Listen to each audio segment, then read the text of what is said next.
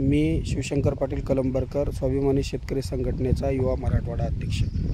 आज आपल्या सगळ्यासोबत संवाद साधण्याचं कारण, आज सरकारनं, महाराष्ट्र शासनानं शेतकऱ्यांसाठी एक आदेश जारी केलेला आहे। म्हणजे खरीप 2023 मध्ये सोयाबीन आणि कापूस ज्या शेतकऱ्यांचं होतं त्या शेतकऱ्याला सरकारने 5,000 रुपये हेक्टरी अनुदान देण्याचा आदेश जारी केलेला आहे। आणि 2 हेक्टरपर्यंत ज्या शेतकऱ्यांची जमीन आहे त्या शेतकऱ्यांना हे अनुदान सरकार देणार आहे। पण देत असताना सरकारनं या योजनेसाठी जी अट लावलेली आहे ती अट म्हणजे ई पीक पाहणी पोर्टल ॲपवर ज्या शेतकऱ्यांनी 2023 मध्ये नोंदणी केलेली आहे कापसाची किंवा सोयाबीनची, त्याच शेतकऱ्याला या अनुदानाचा लाभ मिळणार आहे। सरकारला माझी या बाबतीत सांगण्याची विनंती आहे की सरकार जसं लाडकी बहीण योजनेच्या बाबतीमध्ये असा उद्देश आहे सरकारचा की जास्तीत जास्त लोकांना त्या योजनेचा लाभ मिळाला पाहिजे, मग सरकार शेतकऱ्यालाच योजना लागू करत असताना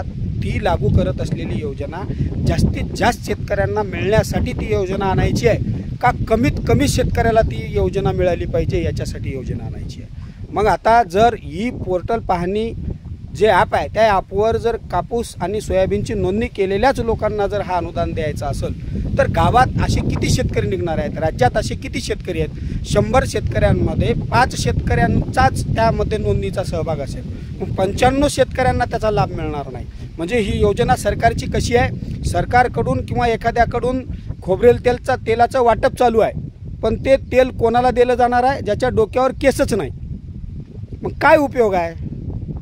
सरकारनं शेतकऱ्यांच्या बाबतीमध्ये कुठलीही योजना आणत असताना आणि धोरण राबवित असताना जास्तीत जास्त शेतकऱ्यांना ती योजना कसं मिळेल या स्वरूपाच्या नियम अटीनुसार ती योजना आणली पाहिजे। पण सरकार शेतकऱ्याच्या बाबतीमध्ये सातत्यानं असा दुजाभाव करत आहे की कमीत कमी शेतकऱ्यांना तो लाभ कसा मिळेल, म्हणजे जास्तीत जास्त शेतकरी त्याच्यातून कसे वगळले जातील अशा अटी सरकारकडून लादल्या जात आहेत।